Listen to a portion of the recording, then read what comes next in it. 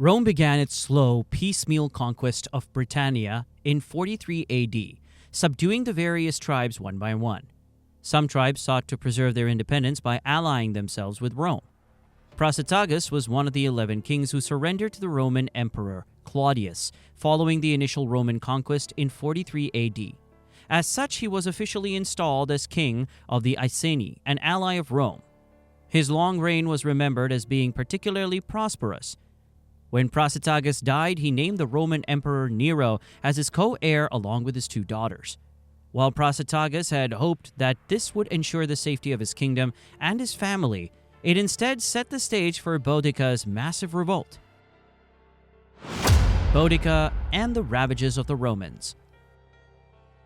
Boudica's husband, Prasutagus, named the Roman Emperor Nero as co-heir with his 2 daughters in his will.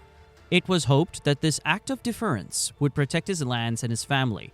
However, the will was ignored, and local Roman officials moved to seize Prasutagus' lands and property. Earlier loans that had been made to the leading men of Britannia were called in all at once by Decianus Catus, procurator of the province, who demanded repayment in full. Roman centurions broke into Prasutagus' home, ostensibly in search of the money. In the process, they scourged Prasutagus' wife Boudica and raped his 2 daughters. The sources agree that Boudica was herself a woman of royal descent. She was said to have been tall, with long tawny hair that hung below her waist. Her voice was strong and harsh, which complemented her piercing stare. As befitting a woman of her stature in Britannia, she wore a large golden necklace, possibly a torque, and a colorful tunic fastened by a brooch. It was the harsh treatment that she and her daughters received at the hands of the Romans, which was the immediate cause of this powerful woman's revolt. Call to arms. Following the Roman assault on Boudica and her daughters, the Iceni began to conspire with their neighboring tribes, such as the Trinovantes and others. Boudica was soon chosen to lead the revolt. Her oratory skills were said to be quite impressive. Not willing to leave anything to chance, Boudica also performed acts of divination to raise the morale of the army and hopefully guarantee victory.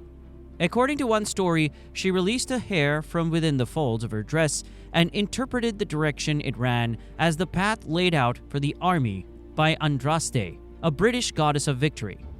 The timing of the revolt was well planned. Gaius Suetonius Paulinus, the Roman Emperor of Britain, was on the far side of the island leading a military campaign.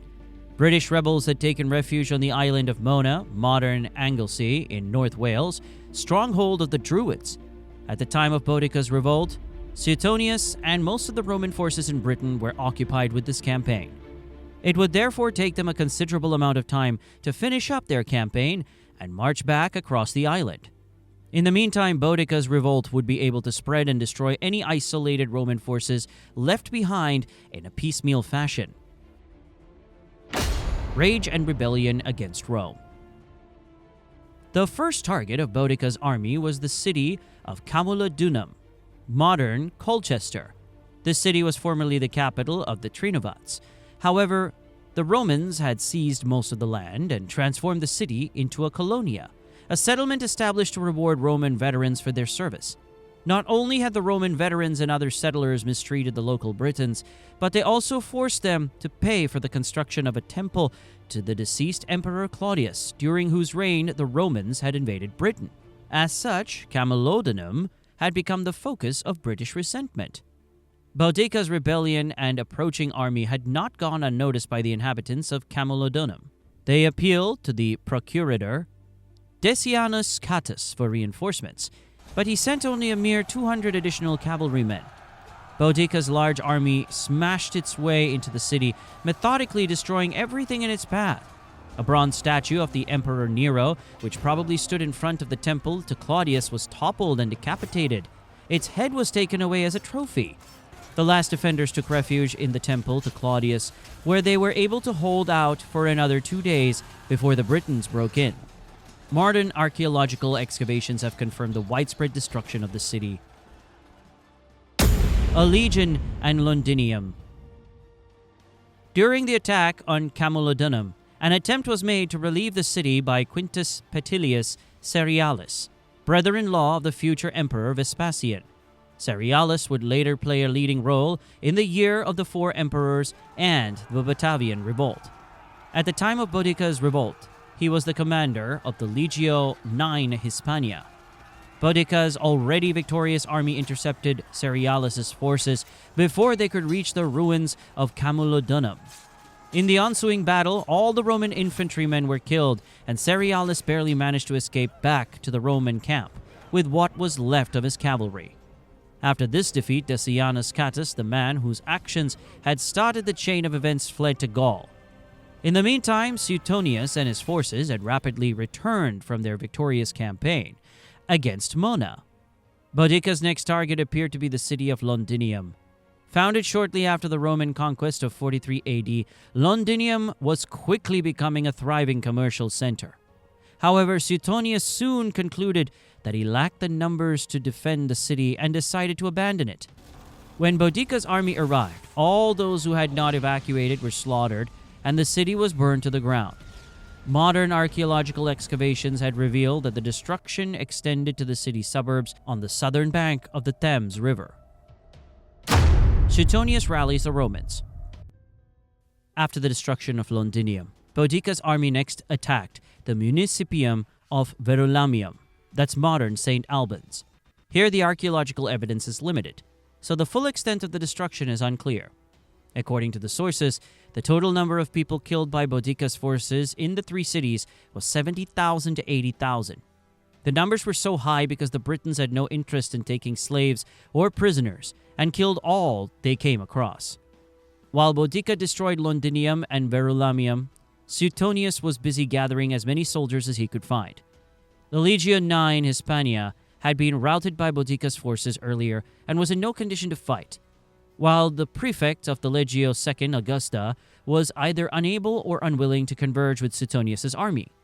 Nevertheless, Suetonius was able to gather an army which included the Legio XIV Gemina and the Legio XX Valeria Victrix, along with several units of auxiliaries. This meant that Suetonius now had an army of around 10,000 with which to face Boudica's army.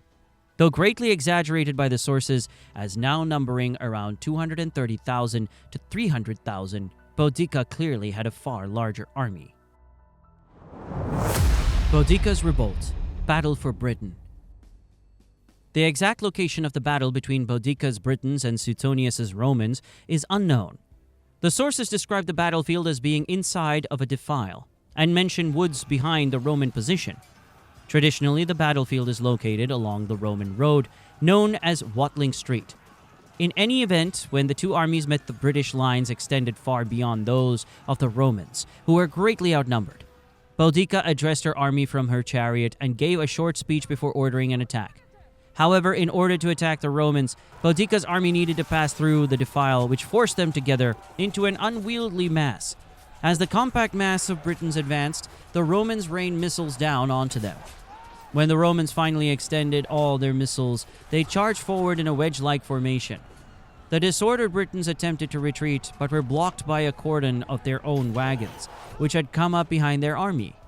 Enraged by the destruction of so many towns and the deaths of so many Roman civilians, Suetonius' soldiers gave no quarter to any British men, women, children, or animals. Aftermath and aftershocks. Boudica did not survive long after the defeat, though the sources are divided regarding her fate. According to one version, she committed suicide by ingesting poison, while in another version she died of an illness and was given a lavish funeral. Suetonius conducted a brutal punitive campaign against the tribes who had fought alongside Boudica. Fearing that Suetonius' actions would provoke another rebellion, the Emperor Nero replaced him with a more conciliatory governor. Catus Decianus, whose actions incited the rebellion and who fled to Gaul, was relieved of his position and replaced. Surprisingly, there's no record of what became of Boudica's two daughters. While Boudica's revolt did not last long, it was serious enough to cause the Roman Emperor Nero to consider abandoning Britain. This may have been the goal of the Britons, who were said to have drawn inspiration from a similar revolt in Roman Germany led by Arminius. However, Suetonius' victory was enough to confirm Roman control of the province. The Romans had many years of hard campaigning ahead, and they never completely conquered the island of Britain. Boudica's legacy today. Ultimately, Boudica's revolt was a failure. Yet her story was recorded by the Roman historian Tacitus, one of the greatest historians of Rome. So while the memory of Boudica faded over time, she was never completely forgotten. In Britain, Boudica continued to feature in medieval chronicles, such as the 6th century work of Gildas. Boudica was reintroduced by Polydore Vergil and Raphael Holinshed in the mid-16th century. Shortly thereafter, Boudica became associated with Elizabeth I, who in 1588 sought to defend Britain from the Spanish Armada. By the early modern period, there was renewed interest in her life and achievements. In the Victorian era, interest in Boudica exploded. She was featured in poems, paintings, statuary, and even had several ships named after her. Suffragettes also adopted Boudica as one of their symbols in the early 20th century. Today, there are permanent Boudica displays in some of the most important museums in England, such as the Museum of London, Colchester Castle Museum, and Verulamium Museum. There is even a 36 miles or 58-kilometer footpath called Boudica's Way, which passes through the countryside of Norfolk.